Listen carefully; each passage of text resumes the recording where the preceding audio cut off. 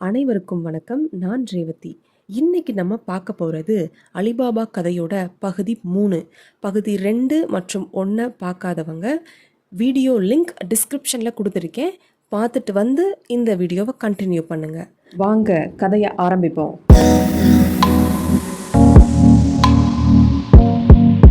காசிம் இரவு முழுவதும் வராததுனால துக்கம் தாங்க முடியாம விடியற் காலையில காசிமோட மனைவி அலிபாபாவோட வீட்டுக்கு ஓடுனா.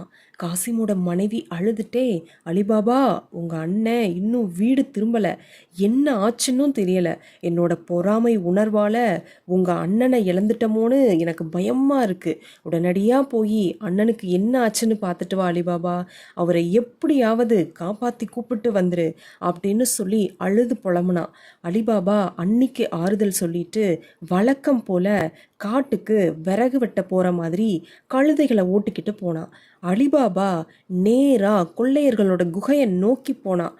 அங்க போய் சுத்தியும் பார்த்தா காசிமையும் காணோம், காசிம் ஓட்டிட்டு வந்த குதிரைகளையும் காணோம். அண்ணன் வழி தடுமாறி வேற எங்கேயாவது போயிட்டாரோ அப்படின்னு நினச்சி காடுகள் முழுக்க தொலைவி பார்க்குறான் அலிபாபா. ஆனால் எங்கே தொலைவியும் காசிமையும் காசிமோட குதிரைகளையும் கண்டுபிடிக்கவே முடியலை. இறுதியாக குகைக்கு வந்து சேர்ந்தான் அலிபாபா. மந்திர சொல்ல உறக்க சொல்லி குகை கதவு திறந்ததும் உள்ளே போனான் அலிபாபா. உள்ளே போனதுமே காசிமோட உடல் 2 துண்டா வெட்டப்பட்டு தொங்க விடப்பட்டிருப்பதை பார்த்ததும் ஒரு நிமிஷம் உறைஞ்சு போயிடுறான், சிலையா நிற்கிறான். சிறிது நேரத்திற்கு அப்புறமா தான் அங்கேருந்து ஒரு துணியை எடுத்து கீழே விரிச்சான். காசிமோட உடலை தூக்கிலிருந்து இறக்கி அந்த துணியில சுத்தி கட்டினான். பிறகு காசிம் கட்டி வச்சிருந்த பொற்காசு முட்டைகளை எடுத்துக்கிட்டு பாறை வாசலை திறக்கிறான். கழுதைகளை ஓட்டிக்கிட்டு வந்து ஒரு கழுதையோட மேல அண்ணனோட உடலை வச்சு கட்டி அதன் மேல சிறு சிறு விறகுகளை தெரியாத மாதிரி அடுக்கிறான். பொற்காசுகள் நிறைந்த பைகளை மற்ற 2 கழுதைகள் மேலே ஏற்றி அதற்கு மேலேயும் விறகுகளை வைத்து அடுக்கி கட்டுறான்.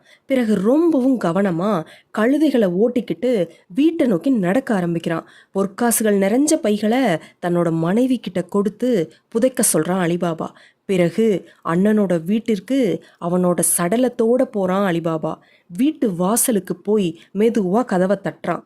காசிம் வீட்டில் ரொம்பவும் புத்திசாலியான ஒரு அடிமை பெண் இருந்தா. அவளோட பெயர் தான் மார்ஜியானா. அவ வந்து கதவை திறந்தா. மார்ஜியானா, உன்னோட எஜமானர் இறந்துட்டாரு, அவர் அடக்கம் செய்வதற்கான ஏற்பாடுகளை செய், நான் போய் அன்னிக்கிட்ட விஷயத்த சொல்லி அழைச்சிட்டு வரேன். இந்த விஷயம் வெளியே யாருக்கும் தெரியக்கூடாது. உங்க எஜமான் இறந்தத அழுது புலம்பி யார்கிட்டையும் சொல்லிடாத, சந்தேகம் வராத மாதிரி காரியத்தை முடிக்கணும் அப்படின்னு சொல்லிட்டு அங்கிருந்து கிளம்புறான் அலிபாபா. அன்னிக்கிட்ட போய் ஒரு தயக்கத்தோட நிற்கிறான் அலிபாபா. உன் முகம் ஏன் இப்படி வாடி இருக்கு? உங்க அண்ணனை பாத்தியா? அவரை கூட்டிட்டு வந்துட்டியா? ஏன் மௌனமா இருக்க? பதில் சொல்லு அப்படின்னு கேட்குறா காசிமோட மனைவி. அலிபாபா ரொம்பவும் வருத்தத்தோட கொள்ளையர்களோட குகைக்கு போனதுலேருந்து அங்கே காசிம் 2 துண்டா வெட்டி தொங்க விடப்பட்டிருந்தது வர எல்லாத்தையும் அன்னிக்கிட்ட சொல்கிறான். அண்ணனோட சடலத்தை பத்திரமா ஒருவருக்கும் தெரியாம எடுத்துட்டு வந்ததை பத்தியும் விளக்கமா சொல்றான். அதை கேட்டதும் காசிமோட மனைவி அழுது ஆர்ப்பரிக்கிறா. அண்ணி, நீங்க இப்ப அழுது இந்த விஷயம் வெளியே தெரிஞ்சா கொள்ளையர்கள் நம்மளை விட்டு வைக்க மாட்டாங்க, நீங்க அமைதியா இந்த வழியை பொறுத்துக்கணும் அண்ணி அப்படின்னு சொன்னா அலிபாபா. அலிபாபா, நான் தான் உங்க அண்ணன் இந்த மாதிரி தவறான வழியில போக தூண்டி விட்டேன், அதுக்கான துன்பத்தையும் அனுபவிக்கிறேன், இந்த ரகசியத்தை நான் வெளியவே சொல்ல மாட்டேன் அப்படின்னு சொல்றா காசிமோட மனைவி. அண்ணி, அண்ணன் நம்மளை விட்டு போயிட்டாருன்னு துக்கம் எனக்கும் இருக்குது, ஆனால் நம்ம அழுதா போன உயிர் திரும்ப வந்துருமா? நீங்கள் பொறுத்துக்கோங்க, ஒரு கவலையும் படாதீங்க, நான் உங்களை திருமணம் செஞ்சுக்கிறேன், என் மனைவி இதுக்கு கண்டிப்பாக சம்மதிப்பா, அவள் உங்களுக்கு எப்பவும் விரோதியாக இருக்க மாட்டா, என் மனைவி மேலே எனக்கு நம்பிக்கை இருக்குது, நீங்கள் கவலைப்படாமல் இருங்க அப்படின்னு சொன்னா அலிபாபா. அதை கேட்டு காசிமோட மனைவி ஆறுதல் அடைஞ்சு தன்னுடைய அழுகையை சற்று நிப்பாட்டினா. அடிமை பெண்ணான மார்ஜியானா அலிபாபா சொன்னபடி ஏற்பாடுகளை செய்ய அவன்கிட்ட பொற்காசுகளை வாங்கிட்டு ஒரு மருந்து கடைக்கு போனான். கடைக்காரன் கிட்ட போய் வயிற்று வலி தாங்க முடியாம ஒருவர் ரொம்பவும் அவதிப்பட்டுட்டு இருக்காரு, அதுக்கு ஏதாவது மருந்து கொடுங்க அப்படின்னு கேட்டா. அதை கேட்ட கடைக்காரன், உன் வீட்டில் யாருக்கு வயிற்று வலி அப்படின்னு சொல்லி கேட்குறான். என்னோட எஜமானர் காசிமுக்கு தான் வயிற்று வலி, அவரே மரணத்தோட போராடிக்கிட்டு இருக்காரு, அவர் சாப்பிட்டே பல நாள் ஆகுது, அவர் பிழைப்பாரான்ற வேதனையில நாங்கள் வாடிக்கிட்டு இருக்கோம், ஆனாலும் ஒரு நம்பிக்கையில தான் மருந்து வாங்கிட்டு போலான்னு வந்திருக்கேன் அப்படின்னு சொன்னா மார்ஜியானா. கடைக்காரன் உடனே மருந்தை எடுத்து கொடுத்தான். அடுத்த நாளும் அதே மாதிரி மருந்து கடைக்கு போனா மார்ஜியானா. நேற்று வாங்கிட்டு போன மாதிரி மருந்தை கொஞ்சம் அதிகமாக கொடுங்க அப்படின்னு கேட்டா மார்ஜியானா. மருந்து கடைக்காரரு தயங்குனாரு. ஐயா, துன்பப்பட்டு கொண்டிருப்பவருக்கு உதவுங்க, மரணத்தை எதிர்நோக்கி ஒவ்வொரு நாளும் வேதனைப்பட்டுக்கிட்டு இருக்காரு, நிம்மதியாக உயிரை விட மருந்தை கொடுத்து உதவுங்க, அவர் படுற வேதனையை எங்களால் வீட்டில் பார்க்க முடியலை அப்படின்னு சொல்கிறா மார்ஜியானா. உடனே கடைக்காரரும் மருந்தை எடுத்து கொடுக்குறாரு. இந்த மருந்தை நான் வீட்டுக்கு எடுத்துட்டு போறதுக்குள்ள அவர் உயிரோட இருப்பாரோ என்னவோ அப்படின்னு கண்கள் கலங்கிக்கிட்டே சொல்லிட்டு நடக்க ஆரம்பிக்கிறா மார்ஜியானா. ஊர்க்காரங்க காசிமுக்கு இயற்கையாகவே நோயால் அவதிப்பட்டு மரணம் ஏற்பட்டிருக்குன்னு நம்பணும் அப்படின்றதுக்காக இந்த மாதிரி செயல் செய்யறா மார்ஜியானா. மறுநாள் மார்ஜியானா முகத்தை திரையிட்டு மறைச்சிட்டு தையல்காரன் முஸ்தஃபாவோட கடைக்கு போறா. சடலங்களுக்கு உடை தயாரிக்கிறதுல முஸ்தஃபா கை தேர்ந்தவன். அவன் கையில ஒரு பொற்காசை கொடுத்தா மார்ஜியானா. உன் கண்களை ஒரு துணியால மறைச்சு கட்டிட்டு என்னோட வா அப்படின்னு சொன்னான். அவன் தயங்கி நிற்கவே மார்ஜியானா உடனே இன்னொரு பொற்காசை எடுத்து அவனோட கையில வச்சா. இந்த பெண் சொல்ற வேலையை முடிச்சு கொடுத்தா இன்னும் நிறைய பொற்காசுகள் கிடைக்கும் அப்படின்னு யோசிச்சு அவனும் சம்மதிக்கிறான். ஒரு துணியை எடுத்து கண்களை கட்டிக்கிட்டான் முஸ்தஃபா. அவனோட கையை பிடிச்சுக்கிட்டு அழைச்சிட்டு மார்ஜியானா காசிமோட வீட்டை நோக்கி நடந்து போறா. காசிமோட சடலம் இருக்கும் இடத்த அடைஞ்சதும் கண்களை மறைத்து கட்டிய துணியை அவிழ்த்து வேலையை பார்க்கும்படி சொல்றா மார்ஜியானா. அந்த துணியை அவிழ்த்ததும் அந்த இடமே ஒரே இருட்டா இருந்துச்சு. முஸ்தஃபாவும் கண்களை கசக்கிட்டு திரும்பவும் பார்த்தான். பிறகு ஒரு வழியா லேசான பார்வை தெரிஞ்சது. ஒரு மூளையில வெட்டப்பட்ட காசிமோட சடலத்தை காட்டி அதை ஒன்னா தைக்க சொன்னா மார்ஜியானா. காசிமோட உடலை ஒன்று சேர்த்து திறமையா தச்சு முடிச்சான் முஸ்தஃபா. உடல் வெட்டப்பட்ட மாதிரியே தெரியல. பிறகு ஒரு துணியை எடுத்து முஸ்தஃபா கிட்ட கொடுத்து சடலத்திற்கு பொருத்தமான உடைய தச்சு கொடுக்கும்படி கேட்குறா. உடனே முஸ்தஃபாவும் வேலையில இறங்கினான். சொன்னபடியே மிக கச்சிதமா உடைய தச்சும் கொடுத்தான் முஸ்தஃபா. பிறகு மார்ஜியானா அவனுக்கு 2 பொற்காசுகளை கொடுத்தா. மறுபடியும் கண்களை கட்டி கொள்ளும்படி முஸ்தஃபா கிட்ட சொன்னா மார்ஜியானா. அவனும் துணியை கட்டினதும் மறுபடியும் அவனை அழைச்சிக்கிட்டு போய் அவனோட கடையிலேயே விட்டுட்டா மார்ஜியானா. மறுபடியும் ஒரு பொற்காசை கொடுத்துட்டு வீடு திரும்பினா மார்ஜியானா. இப்போ காசிமோட வீட்டில் அழுகுரல் கேட்டுச்சு.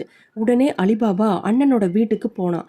முறைப்படி செய்ய வேண்டிய எல்லா சடங்குகளையும் செஞ்சு தச்சு தயாரா வச்சிருந்த துணியையும் போர்த்தி ஊர்க்காரர்கள் முன்னாடி முறையா அடக்கமும் செஞ்சா அலிபாபா. ஊர் பெண்கள் எல்லாருமே காசிமோட வீட்டிற்கு வந்து துக்கம் விசாரிச்சுட்டு அவனோட மனைவிக்கும் ஆறுதல் சொன்னாங்க. துக்கம் அனுசரிக்கப்பட்ட 40 நாட்களும் அலிபாபா விறகு வெட்ட காட்டுக்கு போகவே இல்லை. அண்ணனை பறி கொடுத்ததை நினைச்சு வேதனையில இருந்தான். அண்ணன் தன்னுடைய பேராசையால தான் மரணத்தை தழுவிருக்காரு அப்படின்னு யோசிச்சான் அலிபாபா. இந்த குகை திறக்கிற மந்திர வார்த்தைய சொல்லாம இருந்திருந்தா அண்ணனுக்கு மரணம் ஏற்பட்டிருக்காது. கொள்ளைக்காரங்க எந்த நேரத்திலையும் வருவாங்க அப்படின்னு சொல்லி அண்ணனை எச்சரிக்காதது என்னோட தப்பு தான் அப்படின்னு சொல்லி ரொம்பவும் வருத்தப்பட்டுட்டு இருந்தான் அலிபாபா. அண்ணனோட சடலத்தை காட்டுல இருந்து எடுத்துட்டு வந்தது தன்னோட மனைவி, அண்ணி, அப்புறம் மார்ஜியானா இவங்களுக்கு மட்டும்தான் தெரியும். அவங்க யாரும் விஷயத்த வெளியே சொல்ல மாட்டாங்க அப்படின்னு நினச்சி மன தைரியம் அடைகிறான் அலிபாபா. துக்கம் அனுசரித்த 40 நாட்கள் முடிஞ்சதுக்கு அப்புறம் இறந்தவரோட மனைவி இத்தா இருக்க வேண்டிய காலமான 4 மாதம் 10 நாட்கள் முடிஞ்சதுக்கு அப்புறம்தான் காசிமோட மனைவியை அலிபாபா திருமணம் பண்ணிக்கிறான். இத்தா காலம் அப்படின்றது கணவர் இறந்த பிறகு 4 மாதம் 10 நாட்கள் மறுமணம் செய்யக்கூடாது. அந்த காலம் முடிஞ்சதுக்கு அப்புறம்தான் மறுமணம் செய்யணும். திருமணம் முடிஞ்சதுமே அலிபாபா தன்னோட வீட்டு ஜாமான்களை எல்லாம் எடுத்துட்டு அண்ணனோட வீட்டுக்கு குடிபெயர்றான். காசிமோட வியாபாரத்தை கவனிச்சுக்கும்படி காசிமோட மகன்கிட்ட கடை வியாபாரத்தை ஒப்படைக்கிறான் அலிபாபா.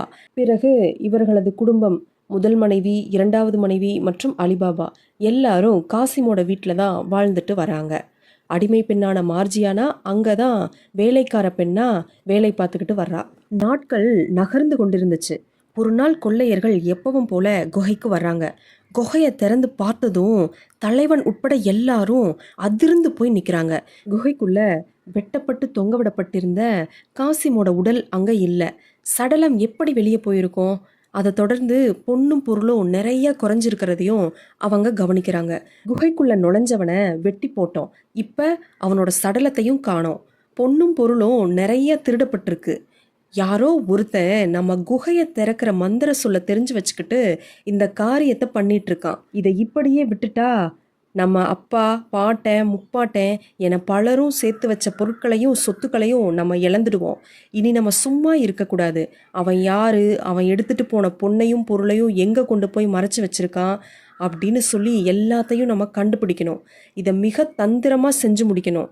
இல்லைனா நம்ம எல்லாரும் ஆபத்தில் சிக்கி நமது பொருட்களையும் இழக்க நேரிடும் அப்படின்னு எச்சரிக்கிறான் கொள்ளைக்கார தலைவன். குகையை திறக்க தெரிஞ்சவன் இந்த பொண்ணையும் பொருளையும் பார்த்துட்டு திரும்ப வராமல் இருக்க மாட்டான். கண்டிப்பாக வருவான். ஆனால் நம்ம அது வரைக்கும் காத்திருக்க முடியாது.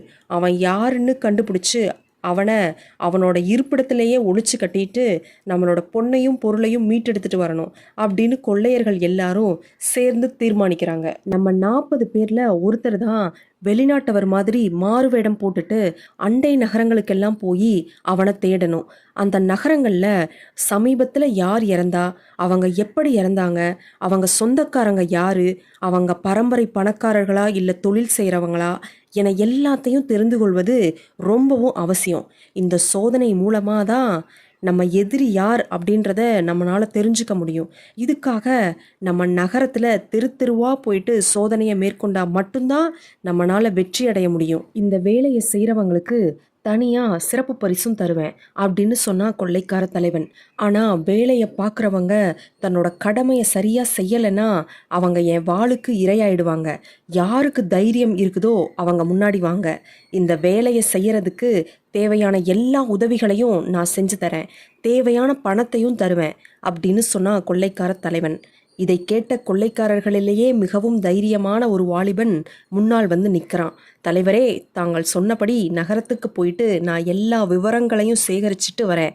நான் என் கடமையை செய்ய தவறிட்டா இந்த தண்டனையை ஏற்றுக்கிறேன் அப்படின்னு பணிவோட சொல்கிறான் அந்த வாலிபன். கொள்ளைக்கார தலைவனும் அவனுக்கு அனுமதி கொடுக்குறான். மறுநாள் அந்த வாலிபன் வெளிநாட்டவர் போல உடை உடுத்திட்டு எல்லாரிடமும் போயிட்டு வரதா சொல்லிட்டு நகரத்தை நோக்கி நடக்க ஆரம்பிக்கிறான். நகரத்தை அடைஞ்சதுமே கடை தெருவு பக்கமாக போகிறான். கடைகள் எதுவுமே திறக்கவே இல்லை. கடை தெருவில் நடந்து போயிட்டு இருக்கும்போது அப்பதான் முஸ்தபா தன்னோட கடையை திறந்துக்கிட்டு இருந்தாரு. இந்த கொள்ளைக்காரன் முஸ்தபாக்கு வணக்கம் சொல்லிட்டு அவன் கடை பக்கத்துல போய் நிக்கிறான். ஏன் நிக்கிறீங்க, வந்து கடையில உட்காருங்க, உங்களுக்கு என்ன வேணும் அப்படின்னு முஸ்தபா கேட்குறான். நான் வெளிநாட்டுக்காரன், இந்த ஊரை சுத்தி பார்த்துட்டு போலான்னு வந்திருக்கேன் அப்படின்னு சொன்னா கொள்ளைக்காரன். நீங்க உடைகளை நல்லா தைப்பீங்களா, தையல் வேலையில உங்களுக்கு நல்ல அனுபவம் இருக்கா அப்படின்னு கேட்டான் கொள்ளைக்காரன். தம்பி, தையல் வேலை தான் என் தொழில், நீண்ட காலமாக இந்த தொழிலை நான் செஞ்சுட்டு வரேன் அப்படின்னு சொன்னான் முஸ்தபா. இங்கே இருட்டா இருக்குதே, உங்களால் இங்கே தையல் வேலையை சரியாக செய்ய முடியுதா அப்படின்னு கேட்டான் இளைஞன். அதுக்கு முஸ்தபா, தம்பி நீங்கள் ஊருக்கு புதுசு போல, அதான் உங்களுக்கு என்னோட திறமையை பற்றி தெரியலை, இதை விட இருட்டில் கூட என்னால் வேலையை நல்லபடியாக செஞ்சு முடிக்க முடியும் அப்படின்னு சொன்னான் முஸ்தபா.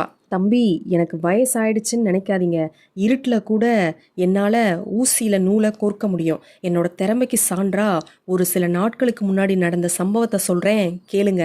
ரொம்பவும் இருட்டாக இருந்த ஒரு அறைக்கு என்னை கூட்டிகிட்டு போனாங்க. அந்த அறையில் 2 துண்டாக வெட்டப்பட்டு கிடந்த சடலத்தை ஒன்று சேர்த்து நான் தான் தைச்சு கொடுத்தேன் அப்படின்னு முஸ்தபா பெருமையோடு சொன்னான். அதை கேட்டதும் கொள்ளைக்காரன் அதிர்ந்து போய் இவனிடம் பேச்சு கொடுத்து உண்மையை தெரிஞ்சுக்கணும் அப்படின்னு யோசிச்சான்.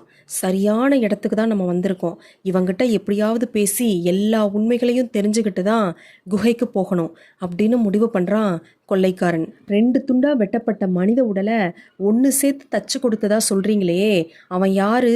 என்ன வேலை பார்த்துட்டு இருந்தான்? அவன் குடும்பம் எங்க இருக்கு? அப்படின்னு கேட்டான் கொள்ளைக்காரன். அதுக்கு முஸ்தபா, தம்பி அதெல்லாம் கேட்காத, அதெல்லாம் தொழில் ரகசியம் அப்படின்னு சொன்னான். இவனை பார்த்தா ரொம்பவும் ஏழையா இருக்கான். இவன்கிட்ட முழு தகவலையும் வாங்கணும்னா பணத்தை கொடுத்தாதான் முடியும். பணத்துக்கு மயங்காதவங்க யார் இருக்கா அப்படின்னு யோசிக்கிறான் கொள்ளைக்காரன். உடனே ஒரு பொற்காசை எடுத்து முஸ்தபா கிட்ட கொடுத்து, ஐயா, நான் அவரை பற்றி கேட்டது தப்பு தான். அவரை யாருன்னு தெரிஞ்சுக்கணும்னு எனக்கு அவசியம் கிடையாது. ஆனால் அவங்க வீடு எங்கே இருக்குன்னு சொன்னீங்கன்னா உங்கள் திறமையை பற்றி நீங்கள் சொல்கிறத விட அந்த வீட்டுக்காரங்க சொல்கிறத கேட்டு தெரிஞ்சுக்கணும்னு விரும்புகிறேன். அந்த வீடு எங்கே இருக்குன்னு சொல்லுங்கள், இல்லாட்டி என்னை அந்த வீட்டுக்கு கூட்டிகிட்டு போங்க அப்படின்னு சொல்லி இன்னொரு பொற்காசை எடுத்து கொடுக்குறான் கொள்ளைக்காரன். அந்த பொற்காசை வாங்கி வச்சுக்கிட்ட முஸ்தபா, தம்பி, அந்த வீட்டுக்கு போகிற வழியோ வீட்டையோ நான் கண்ணால் கூட பார்த்தது கிடையாது.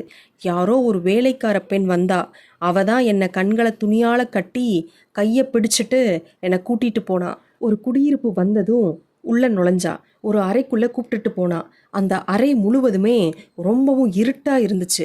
ஒரு மனிதனோட உடல் வெட்டப்பட்டு 2 துண்டாக இருந்துச்சு. 2 பாகத்தையும் ஒன்றா சேர்த்து தைக்க சொன்னான். பிறகு அவனோட சவ அடக்கத்திற்கு உடையையும் தைக்க சொன்னான். வேலை முடிஞ்சதும் மறுபடியும் என்னை கண்களை கட்டி என்னோட கடையில் கொண்டு வந்து விட்டுட்டா.